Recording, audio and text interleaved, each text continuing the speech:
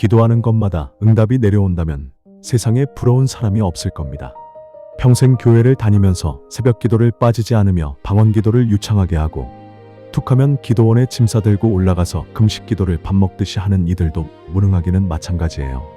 대부분의 교인들이 기도를 잊어버리고 교회 마당을 밟고 있죠. 아무리 기도해도 응답이 내려오지 않기 때문이에요. 저도 그런 사람 중에 하나였어요. 직장 다니면서 새벽 5시에 열리는 새벽 기도에 참석한다는 건 언감생심이었죠. 그래서 1년에 손가락에 꼽을 정도만 다녔죠. 말하자면 능력 있는 기도자가 된다는 건 꿈도 꾸지 않았어요.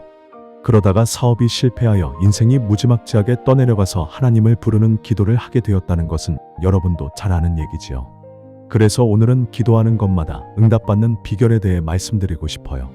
성경에서 말하는 응답받는 기도의 비결은 하나님의 영이 우리 안에 들어와서 동행하는 삶을 살아야 된다고 말하고 있어요.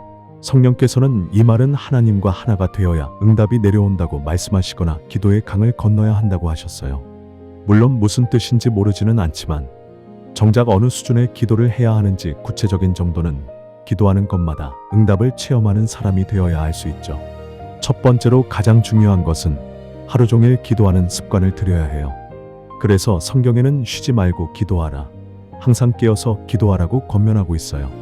하루 종일 기도하는 습관을 들이려면 하나님의 생각으로 가득 차 있어야 해요.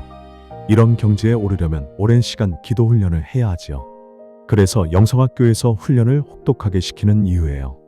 두 번째는 기도하는 습관에다 기도할 때마다 확신에 찬 기도를 하는 태도를 장착해야 해요. 말하자면 혹독하게 전심으로 기도하는 습관을 들여야 한다는 거죠. 영성학교 식구들이 가장 취약한 게 이런 기도의 태도예요. 오랫동안 기도 훈련을 받아서 어느 정도 기도하는 습관을 들였지만 기도할 때마다 간절히 혹독하게 하지 않는 이들이 적지 않아요. 이는 육체적으로 힘들다는 생각 때문이거나 혹독하게 기도하는 습관이 덜 되어 있어서 그럴 거예요. 세 번째는 시도 때도 없이 부정적인 생각들과 피 터지게 싸워야 해요. 이는 기도할 때는 말할 것도 없지만 기도하지 않을 때도 부정적인 생각들이 들어와요.